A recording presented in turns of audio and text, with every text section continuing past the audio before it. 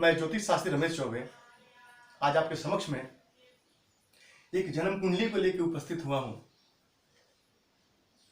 और मैं आज आपको इस कुंडली के माध्यम से बताऊंगा कि ज्योतिष शास्त्र का कितना महत्व है हमारे जीवन में।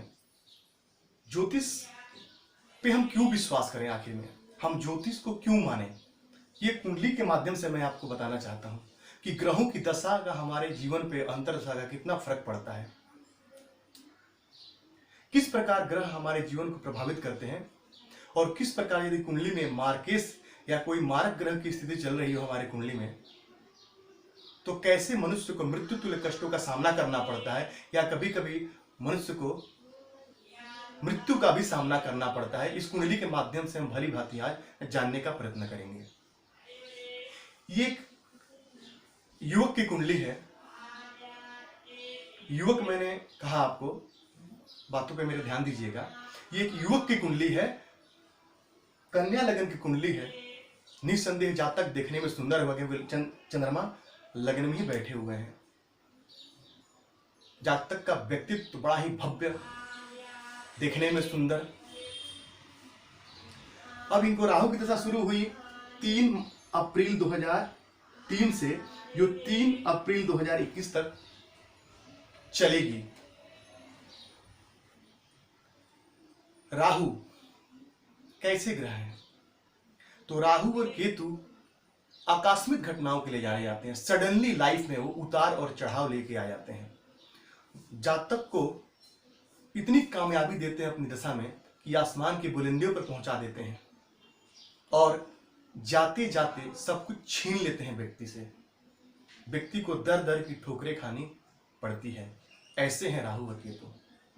राहु जिस भाव से संबंध बनाते हैं उस भाव में अचानक उतार और चढ़ाव लेके आते हैं, क्योंकि ये छाया ग्रह हैं और मनुष्य सबसे भाग सकता है लेकिन अपनी छाया से नहीं भाग सकता। छाया सदैव उसका पीछा करती रहती है।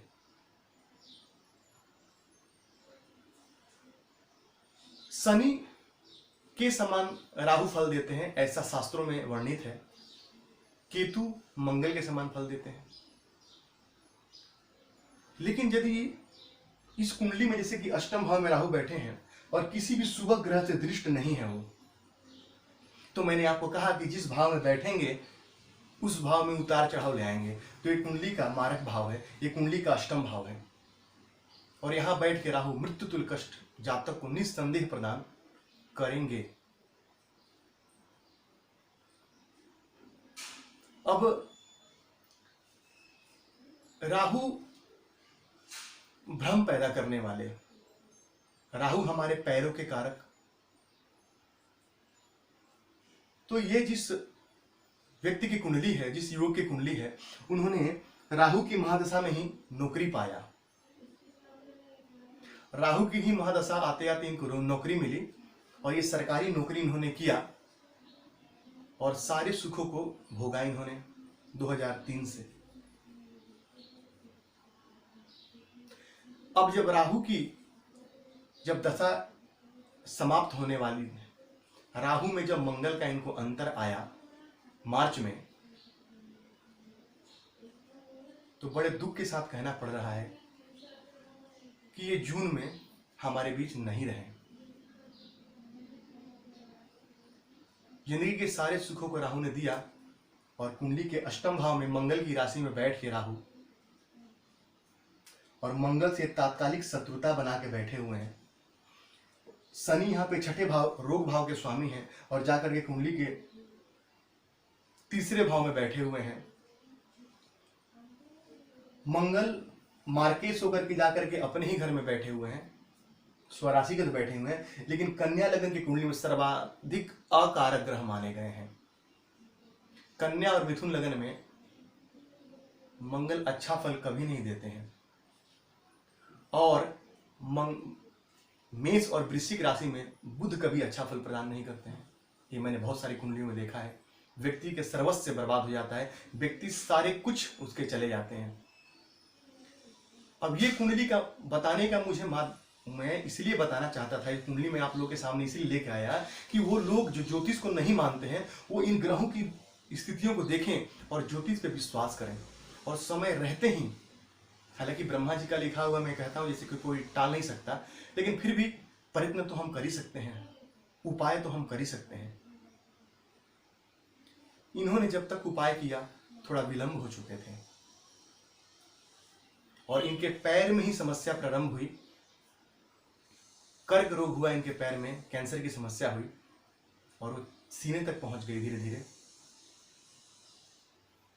काफी घनिष्ठता थी इनसे मेरी, मैं बड़े अच्छे से इनको जानता था,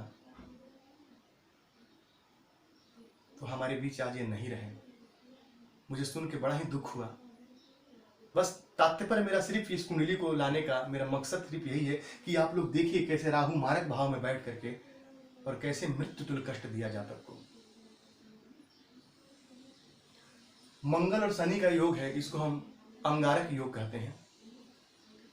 मंगल अग्नि तत्व के स्वामी है और शनि वायु तत्व के स्वामी है, और जब अग्नि वायु के साथ मिलेगी तो ज्वलित लपटें तो उठेंगी ही। तो ये बड़ा ही एक खराब दुर्योग।